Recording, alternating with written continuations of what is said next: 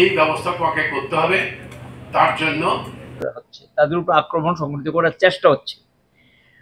দুর্গাচৌরি ব্লকে জমা দেওয়া যায়নি, ওইদিকে কল্যাণপুর অ্যাটেম্প নিয়েছে, দেওয়া যায়নি। আর পশ্চিম জেলা সবচেয়ে খারাপ অবস্থা, জিরানিয়া, কলদাগরতলা, মোহনপুর, বামুটিয়া, এই যে আমাদের শহরের পাশে একদম ডুকলি এই ব্লক যেটা আর কি, এই ব্লকটা, এই যে এখানে 5টা ব্লক পশ্চিম জেলার, এগুলো পুরোপুরি তারা চত্বরে থেকে শুরু করে রাস্তাঘাট সব দখল নিয়ে আছেন এবং তারা পাহারা দিচ্ছেন কোনো প্রার্থী যাতে ব্লকে ঢুকতে না পারে। সিপাহীজলা জেলাতে লক্ষ্য করা গেছে যে সেখানে বিশালগড় আজকেও আমাদের তারা চেষ্টা করেছিল, এখন পর্যন্ত খবর ঢুকতে পারেনি এখন পর্যন্ত, কিন্তু আমাদের তারা চেষ্টা করছে ব্লকে ঢুকার জন্য। বিশালগড়ে চরিলাম ঢুকতে দেয়নি, নলসর ঢুকতে দেয়নি, বক্সনগর ঢুকতে দেয়নি, এবং ওইদিকে তেপানিয়া ঢুকতে দেয়নি, কাকরাবনও ঢুকতে দেয়নি, এবং সাউথের বেশ কতগুলো ব্লকে তারা বাধা তৈরি করেছে।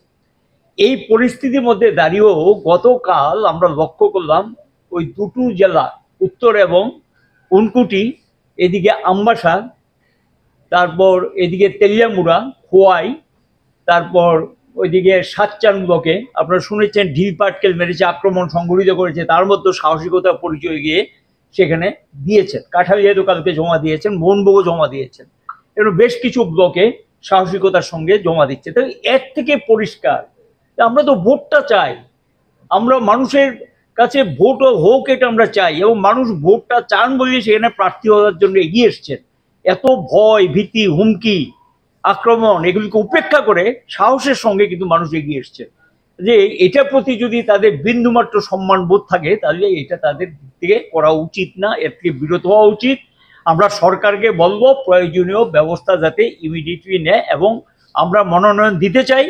আমরা এখনো বলবো যে মনোনয়ন দেওয়ার সময়টা বাড়ানো হোক, এবং আদালত ইতিমধ্যে শুনেছেন যে পিটিশন গ্রহণ করেছে, বক্তব্য শুনবেন।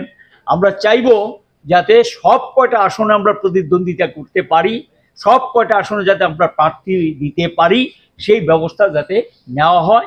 কমিশন যাতে সেখানে ব্যবস্থা, আজকেও আমরা সেটা বলেছি, কমিশনের সঙ্গে এই পর্যন্ত 3বার দেখা করেছি, ডিজির সঙ্গে দেখা করেছি, এবং আজকে তো কমিশন এটাও বলেছে শুধু ডিজি নয়, ডিএম এবং এসপিদেরকেও তিনি নির্দেশ দিয়েছেন, আগেই গত শনিবার দিন নির্দেশ দিয়েছেন ব্যবস্থা নেওয়ার জন্য, এবং ব্লক চত্বরগুলো পরিষ্কার করার জন্য, এবং যাতে ব্লক চত্বরে এই সমস্ত মানে যারা লোক দখল নিয়ে রেখেছে সে রাস্তাঘাটগুলো পরিষ্কার করার জন্য। কিন্তু আমাদের কাছে খবর হলো সেখানে কোনো ব্যবস্থা নেয়নি।